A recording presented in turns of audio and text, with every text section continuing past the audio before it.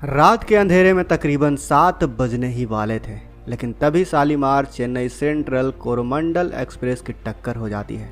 Track पर खड़े एक माल गाड़ी से गाड़ी के 10 से 12 बोगियां तुरंत वहीं पर ढेर हो जाती है। लेकिन तभी उस वक्त दूसरी तरफ से आ रही बेंगलुरु हावड़ा सुपरफास्ट एक्सप्रेस पूरी ताकत से ठोकर मार देती है और शालीमार कोरोमंडल एक्सप्रेस को रौंदते हुए चली जाती है। तीनों ट्रेनों की बुरी तरह से क्षति पहुंचती है और हम सबको यह दुख हो रहा है कि दुर्घटना के तुरंत ही बाद 250 लोगों की जान चली जाती है।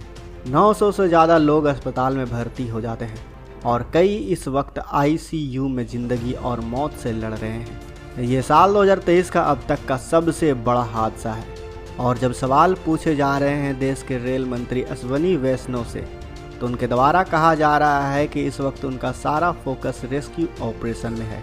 एनडीआरएफ लगी हुई है।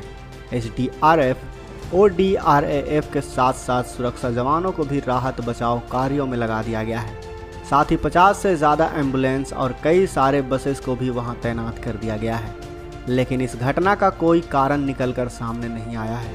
कुछ लोगों का कहना है कि जो गाड़ी आ रही थी शालीमार कोरोमंडल एक्सप्रेस, उसे दूसरे ट्रैक पर आना था, पर उस ट्रैक पर पहले से ही एक माल गाड़ी खड़ी थी, तो उसे बाजू वाले ट्रैक पर भेज दिया गया और उसके बाद ये हादसा हो गया।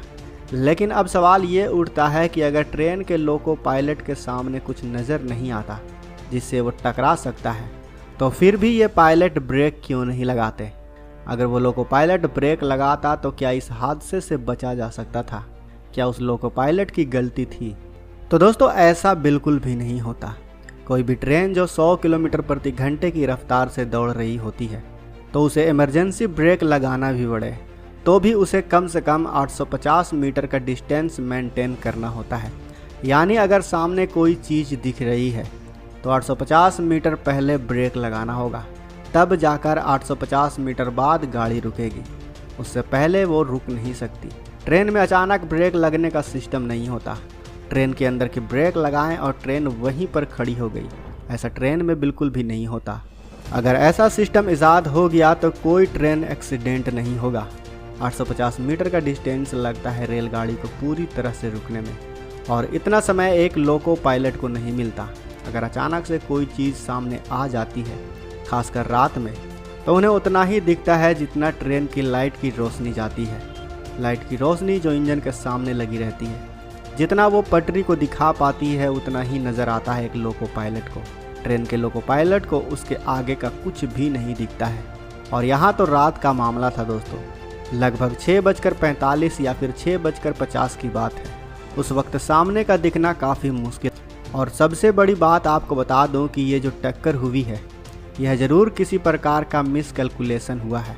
अब देखना होगा कि यह घटना किसी इंसान की वजह से हुआ है या फिर किसी टेक्निकल एरर की वजह से। अभी तक इसमें से पर्दा नहीं उठ पाया है और जब तक पूरी तरह से जांच नहीं होगी तब तक ये कहा नहीं जा सकता कि आखिर ये ट्रेन एक्सीडेंट हुआ तो कैसे हुआ। जब दुर्घटना स्थल का जायजा लिया गया तो वहां पता चला कि ट्रेन की पटरियां पूरी तरह से कर्व हो चुकी थी। इसी से आप सोच सकते हैं कि कितना भयंकर ये हादसा हुआ होगा।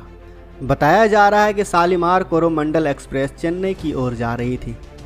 यह ट्रेन ट्रैक से उतरकर दूसरे ट्रैक पर खड़ी माल गाड़ी से टकरा जाती है और यात्री ट्रेन का इंजन माल गाड़ी के ऊपर चढ़ जाता है और कोरोमंडल के कई डिब्बे पटरियों पर ही पलट जाते हैं।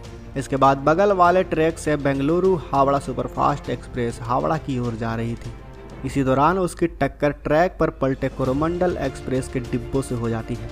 इस टकराव के बाद कोरोमंडल एक्सप्रेस के डिब्बे भी पटरी से उतर गए।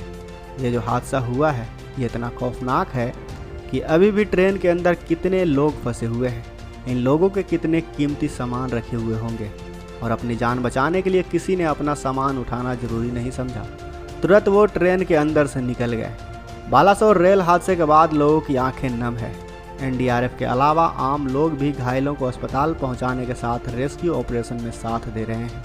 अस्पताल में भी लोग घायलों की मदद को बढ़ चढ़कर आगे आ रहे हैं। इस बीच कटक के एससीबी मेडिकल कॉलेज के डायरेक्टर जयंत पांडे ने बताया कि बीती रात से अब तक कटक, बालासोर और भद्रक में 3000 यूनिट से ऊपर खून कलेक्ट कर लिया जा चुका है। हमें पीएम और सीएम रिलीफ फंड में भी ब्लड दिया गया है। इंसानियत अभी भी जिंदा है दोस्तों। और ये इसका सबसे बड़ा सबूत है। साथ ही सरकार ने भी अपने तरफ से मुआवजे घोषित कर दिए हैं। रेल मंत्री अश्वनी वैष्णव ने मृतकों के परिजनों को 10-10 लाख रुपए की आर्थिक सहायता देने का ऐलान किया है, जबकि गंभीर रूप से घायलों को 2-2 लाख रुपए की आर्थिक मदद की जाएगी। दोस्तों, जितना हो सके इस वीडियो को शेयर कीजिए यूट्यूब पर, फेसबुक पर, व्हाट्सएप पर। तब तक जल्द मिलेंगे अगली वीडियो में। अगर आपने अभी तक इस चैनल को सब्सक्राइब नहीं किया है तो इस चैनल को सब्सक्राइब कर लें। साथ ही बगल में जो बेल आइकन का बटन है उस पर ऑल पर भी क्लिक कर लें, ताकि हमारी आने वाली वीडियो को आप मिस ना कर सकें।